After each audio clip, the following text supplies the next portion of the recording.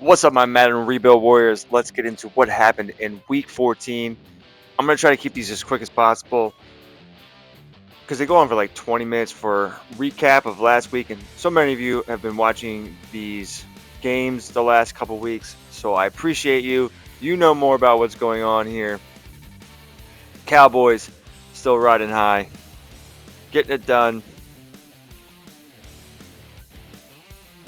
Now, Cooks and Lamb had some very big games last week, but they kind of came back to earth this week on Thursday Night Football. Kind of expected.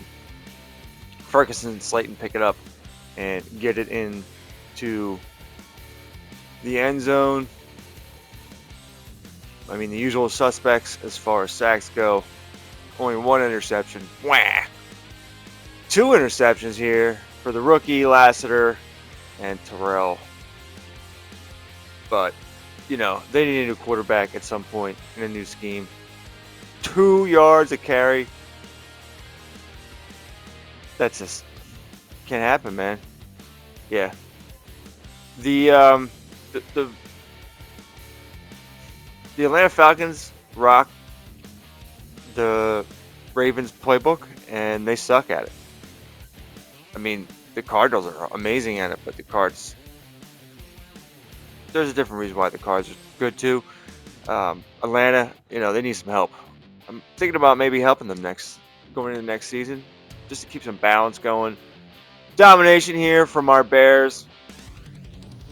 Caleb Williams almost 300 yards, just missed that bonus on DraftKings. J.K. Dobbins going over 25 carries, 4.9 yards a carry, 128 yards, and a touchdown. One of the leaders in rushing, Cole Kmet, coming on strong, stealing everyone's work here. He got in the box, so there you go.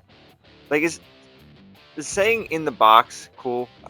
I don't know. In the end zone, I don't know. I just for some reason say the box. That's more of a fucking whatchamacallit. That's a soccer term. No interceptions, but the Sweat brothers get a sack. Really don't care what the Lions are doing. They only got 7, and I believe that was a defensive touchdown. I can't exactly remember. But good on Chicago right there. Then our Los Angeles Chargers. Justin Herbert's hot, man. Oh, just missing the 300-yard bonus. But another 5 touchdowns for Justin Herbert. He's on quite a roll here. 2 carries for 46 yards on the ground.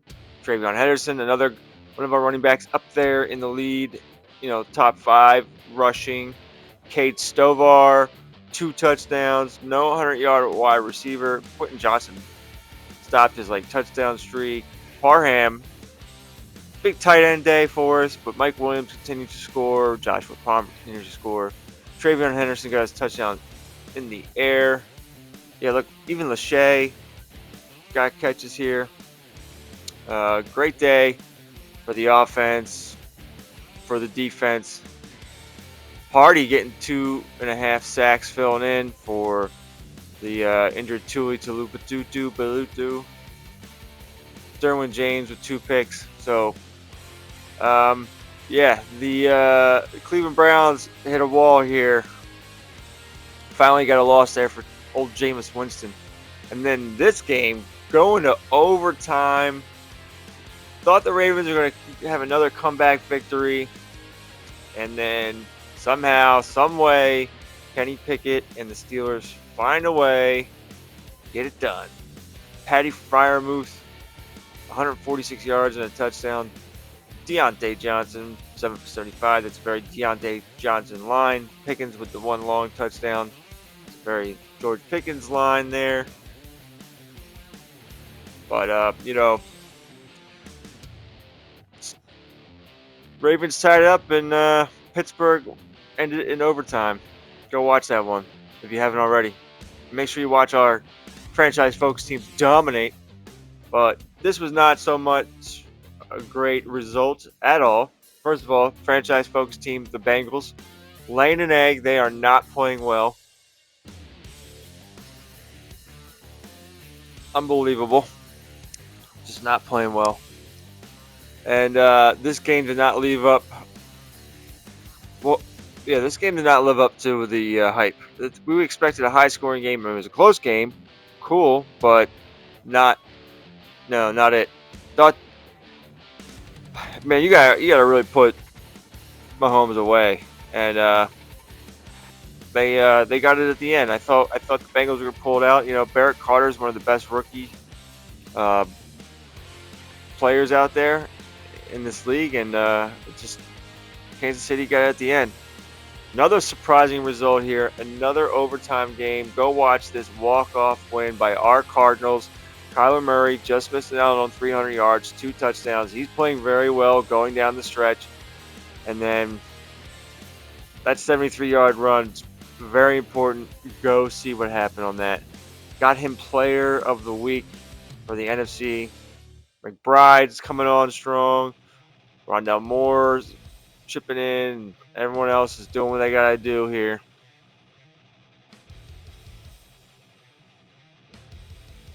Defensively, okay.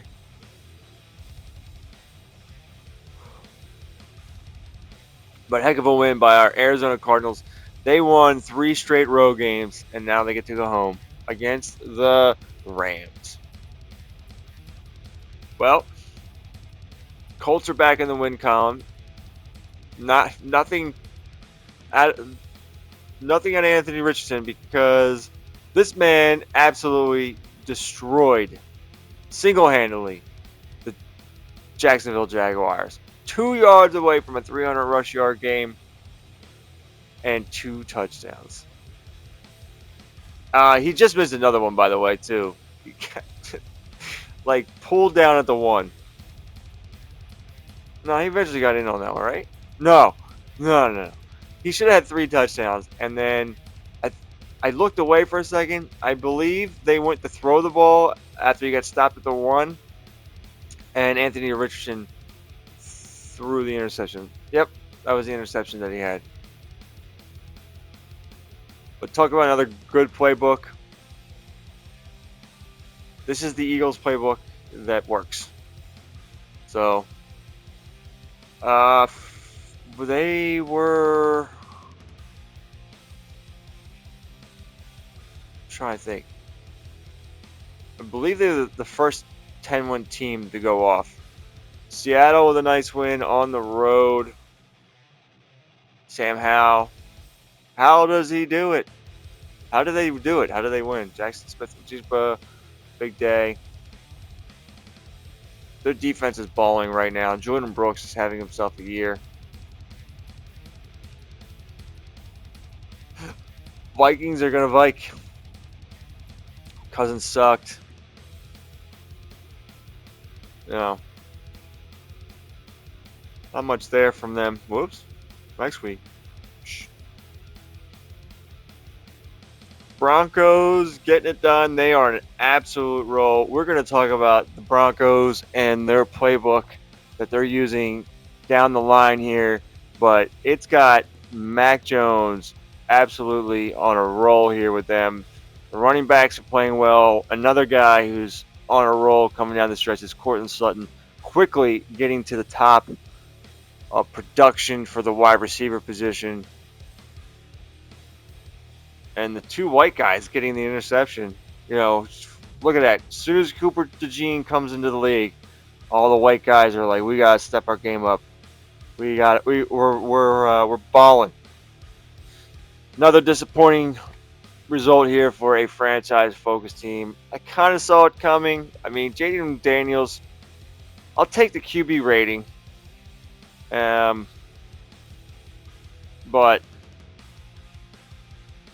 what I don't like is the result. But hey, man, tough division. Hill, Simmons, Key. Arden Key's gone. We lost him. So that happened. Unfortunate. But then we rebound here with a win for our Washington Commanders. Justin Fields playing well. Rebounding from that big loss against Dallas. Wild card seemingly locked up, but you never know. I don't really think there's anyone contending to push the last couple wild card spots. Big news here in this is Xavier Worthless is now worth every penny. Xavier worth every penny. 8 catches, 133 yards, and a touchdown. He now has a dev game for this week, and we could sure use it, buddy. We could sure use it. Getting some interceptions, some sacks. Good old win there for Commanders. And then another unfortunate result here. Bryce Young failing to reach 300 yards, 2 touchdowns and interception. The amazing part is pretty good yard per carry when they run the ball in this playbook. It just doesn't happen enough. Mingo and Marshall, the story here, some Chubbard action, but Burton's not great. Unfortunate. But Marshall and Mingo are like the leader in catches, and Marshall's the leader in receiving yards right now still. So we're gonna, they're out of the playoffs. The defense is really the problem. The offense has been fine, putting up enough points. The defense was playing up to its potential where we can win more games. So I think we're definitely going to a 4-3 next year on defense. And Panthers going to rebound. They're already better than they were last year, and they're going to get better. The Rams getting an upset on the road. Love to see it. Bo Nix. What happened to Stafford? Dude, I missed that one. How did I miss that? Was this one of those games where Matthew Stafford got hurt in practice or warm-ups or something like that? Wow. I didn't get to watch this one yet. Holy shit. They got the backup boost. Antonio Gibson, 110 yards and 2 touchdowns. Didn't he catch one? I did see that. Oh, yeah. Man, Antonio Gibson getting cheated out of Offensive Player of the Week. They gave it to Kyler Murray for all his production. Although Kyler Murray hit a pretty important home run, touchdown to win the game. So, wow, that's an upset result. The Saints leading the NFC South. If I can get my divisions right, they're kind of clearly in the lead right now, so they could afford this. But I know my one Saints subscriber will not be happy. But Green Bay needed this. Wow, Aaron Jones, Derek Watt, the touchdown machine. If you watched the playoffs this last year with that bug we had to fix with the progressive fatigue, where sat running backs and stuff like that, Derek Watt was getting in the end zone. So very, very up and down performances here on prime time for New Orleans, and that was Monday Night Football. All right, let's get into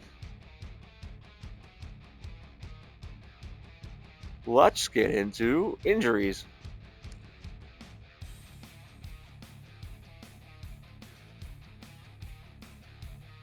We'll see what happened to Stafford. Bears are clean. Bengals are still hurting with this offensive line. That's part of their problem. And I think the other part's playbook and some other things. Bills are healthy. Broncos, despite winning, missing key pieces here. Mac Jones don't give a fuck. Sean Watson's out for the year. Both their defensive tackles are out. I don't think White's going to be back in time. Paris Johnson, that hurts. One more week. Chargers got a couple injuries on defense. Chiefs are healthy. Colts, Commanders, Cowboys, they're fine. Dolphins are fine. Eagles, that hurts. What a bad year for them. Falcons are fine. 49ers, good. Giants, Jags, Jets, new Eagle, Mekhi Becton, Lions, Packers, Panthers, Jelani is still out. help me with that name. Raiders, Rams, Kyron Williams still out for the year. Ravens. So yeah, so Rams just with Stafford, that 1 week thing that they give you. Saints are healthy. Seahawks, Charbonnet still out for the year. Will Lutz is out for Steelers. Texans, Bates is still out. Titans, Key still out. Vikings, they're hurting a little bit.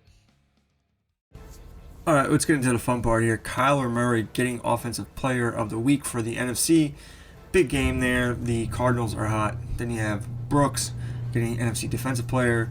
Johnny Taylor breaking Adrian Peterson's single game record by 2 yards, destroying the Colts.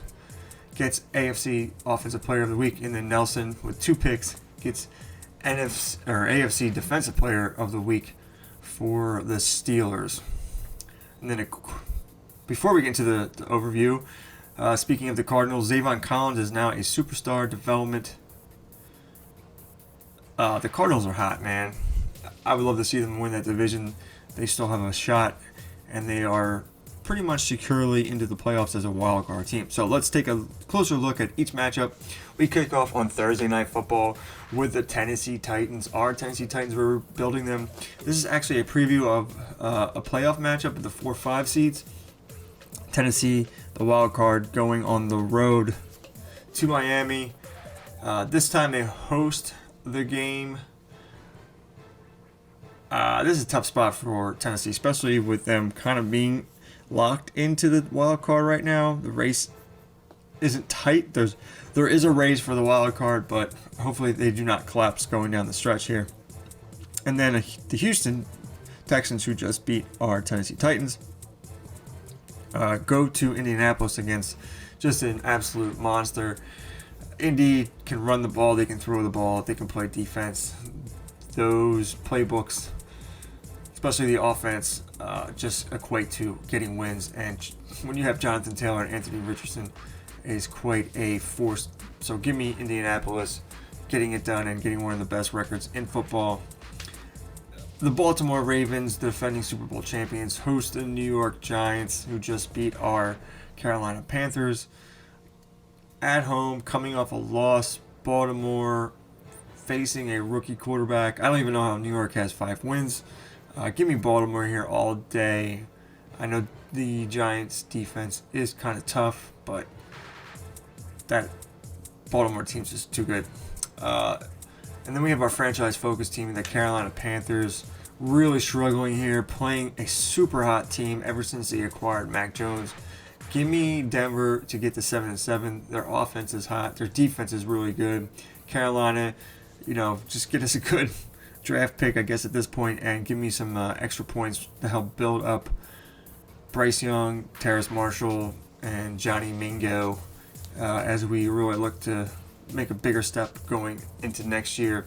And then a game I don't think anyone's really into, but for some reason these Minnesota Vikings videos get a lot of views, and Minnesota, I guess, still has an open shot at the division if they go on a run to end the year going 8-1. And the Jets are fighting for the number 1 overall pick in the draft. So give me Minnesota going on the road and facing a lifeless Jets team that just has next year already in their view. And then we need a bounce back win here really quick. Cincinnati hasn't been good since coming out of the bye. They are having a playbook change. It's not a drastic one. We're just putting Joe Burrow back into the Cincinnati offense. They were in the Jets, but the Jets playbook, even though it throws for a ton of yards, just doesn't equate to wins. Vegas could get their hand into the wild card mix, but give me Cincinnati at home, desperately needing a win. And then we have the Cleveland Browns coming off a beatdown by our Los Angeles Chargers at home against a Pittsburgh team. I've always said Mike Tomlin's at least a 500 ball club guy. He's never had a losing season, but I just don't see that happening. This is Madden. This isn't real life. And even though Cleveland has Jameis Winston at quarterback now because Deshaun Watson's out for the year, I just think their defense and their offense is good enough to get it done here at home against Pittsburgh. And then another game that really isn't on anyone's radar, even though Tampa Bay still has an outside shot, I guess, at the NFC South. If they get a win here, Atlanta needs to lose because they need a quarterback. They need to get better draft positioning. So give me Tampa Bay at home. They are wildly inconsistent, but I think their defense will be good enough here to allow their offense to score enough points to pull one out here. So give me Tampa Bay, but this isn't one of the games high on our radar for the week. And another game that's probably not so high on our radar, but it is a little bit because it's a franchise-focused team. Our Washington Commanders host the Philadelphia Eagles, who have the craziest record I've ever seen for a team this overall. They had some offensive line problems going into the year, but really, I just don't think their playbook plays as good as the Colts, which is the same playbook essentially. But give me the Commanders here, really securing their wild card playoff spot in the NFC. And then we have a tough matchup, but New England has an outside chance of getting their hand inside the doorway of the playoffs if they go to 7-7. Never know what can happen down the stretch. They have a tough matchup here, but New England is rocking the Rams offense now, and we just watched the Rams beat San Francisco this week, and I don't know what's going to happen, but New England needs a win here. Let's go. And then the NFC South leading division leaders, the New Orleans Saints, go into Dallas, and listen, we're going to have a 6-8 team leading the NFC South because Dallas is a really good team, and they're even better at home. And I just see Dallas being able to win any type of game, and if New Orleans manages to score a bunch of points, Dallas is just going to outscore them. So Dallas is going to 11-3, and they're one of the best teams in the NFL. And then the matchup of the week, absolute matchup of the week, maybe of the year, the Chiefs and the Chargers playing for the AFC South and the number 1 overall seed. Give me our Chargers here. Yeah, I'm going to be a homer and pick our Chargers. I think the Chargers is a better playbook than the Chiefs. They are the best playbooks offensively in the game, especially slow sim, but I'm going to take our Chargers here. They're just hot right now. And let's get a division. Let's get one of our teams that win a division. Speaking of another team that can really lock up a division here, our Chicago Bears, a franchise-focused team, on the road to Seattle. Seattle has a pretty good defense, I think, but offensively, Sam Howell just ain't it for them. And Chicago just needs to kind of grind out a win here and just really end the race. Any team considering having a shot at winning the NFC North. So give me Chicago on the road here in a tough spot. And then 2 wild card teams playing, but actually 2 teams that possibly have a shot at the NFC West division. The LA Rams is coming off a big win against the 49ers against the Arizona Cardinals, who are one of the hottest teams in football. Kyler Murray's in the MVP discussion for how well he's playing. I mean, give me my Cardinals at home here, man. They ran all over the Rams earlier this year. The Rams have one of the best rushing defenses, but the Cardinals, I think, ran for like over 300 yards that game. So give us our Cardinals. And then Sunday Night Football. I mean, if you don't look at records, this game could be interesting. Although Detroit does not play as well as their overall is, especially their offense. Green Bay still has a shot at considering winning the division if they win here, much more than Detroit does. So give me Green Bay going on the road and ending Detroit's season pretty much. Their season's pretty much already over, but they're hanging on by a thread. So give me Green Bay on Sunday Night Football. And then this game actually has playoff implications because if Buffalo wins, they're definitely in the mix for that last wild card spot. And if Jacksonville wins, they're both 7-7, and then they're like in this spot of 4 teams where the Broncos and the Patriots could all be 7-7, and they're 7-7, and they're all kind of like in that mix for that last wild card spot. And you don't know what, we've seen crazy things happen in the NFL. So I'm actually going to take Buffalo here. I don't understand why Buffalo is playing so bad either. They still have, Diggs and all their weapons. what are you doing, Buffalo? Why are we playing so bad? So, but give me Buffalo just to make that wild card race in the AFC even more interesting. I don't think having 4 teams at 7-7 really make it that much more interesting. So there you have it. That's the look at Week 15. One more thing I wanted to talk about is I haven't done this in a while. It's our franchise focus teams records over the last over the season, but I don't think I've done it for a while. So I'll start at Week 10. In Week 10, they went 4-4, bringing their total to 42-32. Week 11, 5 wins, 2 losses. Overall record of 47-34. Week 12, 4 wins, 3 losses, 51-37. Week 13, they went 4-4 for an overall record of 55-41 for the season. And then Week 14, they went 4-3, and they have an overall record going to Week 15 of 59-44. So there you go. That is the record for the franchise focus teams. Hopefully we can improve on that going into the end of the season and into the playoffs. Which matches are you looking forward to the most? I'm going to say the Chiefs and the Chargers for sure, and then the Rams and the Cardinals would be my next one. Of course, I want to see all our franchise focus teams do very well, so I'll be interested in those games as always. Even the Panthers, something about the Panthers, I just they're my project. They're the worst team, and I kind of like the Broncos, even though we don't control them. It's watching their run right now is really cool, and they're in the Raiders playbook because of their coach that they hired, who I have no idea who he is. So that's actually a pretty interesting playbook, how well it plays in the slow sim. So tell me who you're looking forward to seeing. Who do you think is going to have the biggest week offensively, defensively? And what do you think about who's going to make the playoffs here? Like, there's no race really in the wild card for the NFC, but things could get really crazy in the AFC coming down the stretch, depending on how things play out. And we're in a week-to-week league. I mean, we could see our Titans totally collapse and let in one of these wild card teams right behind them. You never know, man. So please like and subscribe. That's a cliche. It's a broken record, but the likes and the views and everything really help me out.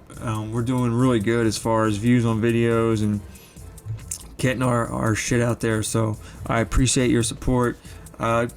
Please give me your comments. So what do you think? Anything, any changes, any criticism, whatever, give it to me, man.